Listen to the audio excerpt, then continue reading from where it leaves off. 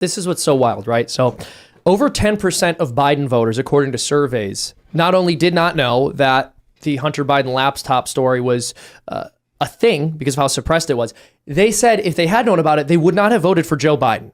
Okay, the idea that 10% of Biden voters surveyed, if that really does apply to the rest of the voting population, would not have swayed the election. What's your source? Washington Examiner. There was a poll that they published right after the election. I just want to make sure we have the number correct. Yeah. I actually think it might have been more than 10%. So I can pull this up. I remember Rasmussen had one that was like 6 or 7%. Okay. Either way, it's substantial. Either way, it's a substantial amount. It's enough people to theoretically swing the election, depending on where they're centered or where they're based. Now, that's called evil. That is evil. That is clear corporate interference in American elections. And I would say that that's actually more heinous than non-government actors in Russia spending $46,000 on Facebook ads, not all of which were from one single partisan perspective. On top of that, we had actual elected leaders referring to that as an act of war, an act of war. So what do we call it when American corporations do the exact same thing on a much larger scale, which there's actually good polling data to indicate did sway the election? Well, and they're doing it on a much larger multi-hundred million dollar, almost $1 billion scale when it comes to groups like the Center for Tech and Civic Life, getting money from the Chan Zuckerberg Initiative. When you talk about the lie that they're going to peddle, I think universal mail-in voting, I'm sure there'll be some sort of public health emergency that necessitates rolling that up. But it's interesting. I put a story up today. So obviously the Center for Tech and Civic Life, the Zuckerberg-funded election group, they had to sort of rebrand since they came under a bunch of scrutiny during the 2020 election. But one of their new groups, it's called the Alliance for Election Excellence. It's a very good name. But they're now they have an $80 million war chest, and they're now giving like $500,000 grants to local election offices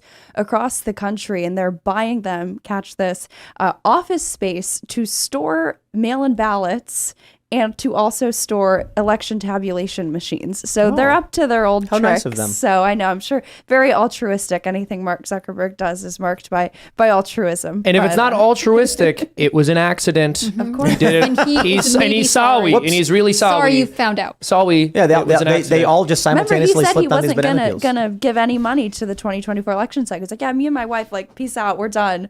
But no, they just use another shady Well, he's not nonprofit giving dark it to money. the election. Do you He's giving it to someone to give to the election. Do you remember when he It's like he Fauci and reportedly EcoHealth Alliance and COVID. Right? Zuckerberg reportedly gave all his money away or something like that? What? But it turned out he put it in an LLC to avoid the death tax and inheritance tax. Something like that happened. I could be wrong, but they were like, "Wow, Zuckerberg's giving away all his money," and then they were like, "Yeah."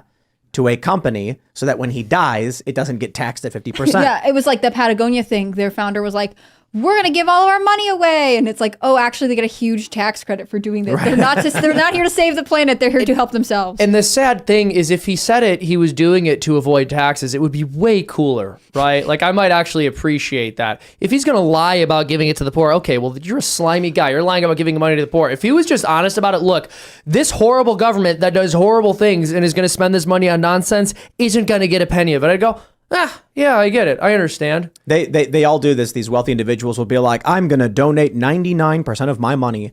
And then, like, you'll get a guy named, Seamus Coughlin, who's a billionaire. Yeah. And he'll be like, I'm going to donate $999 million to charity. And then he'll start a charity called the Seamus Coughlin Foundation, and I'll donate it to himself. Exactly. That way he can write off all of the income and then have it as a nonprofit and then keep the money. Well, fun fact, there are actually studies that show inheritance taxes increase income inequality because the lower classes inherit a larger percentage of their net worth than the upper class does. Mm-hmm. And so usually what inheritance taxes actually do is just completely screw farmers over, because a person has a farm that they spent their entire life working on. And like the farm and the farming equipment are rather expensive, but a lot of these people are just making a normal middle class living. And then they have to pay this insane inheritance tax before they can pass it on to their children. So they end up having to sell their land off. Yeah, that's why a lot of farms go into trust, right? They do it to avoid having to go through the process.